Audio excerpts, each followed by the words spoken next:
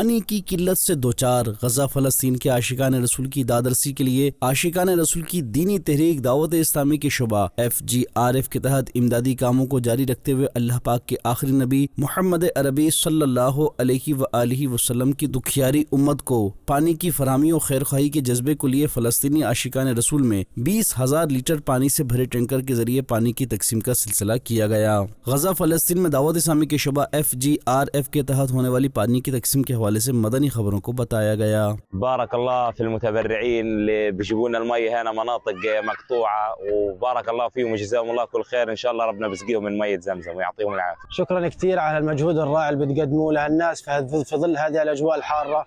الحمد لله رب العالمين اللي انتم بتتذكرونا بتيجوا علينا كل مرة في هيك أجواء وفي هيك ظروف. شكرا كثير على كل القائمين على المشروع.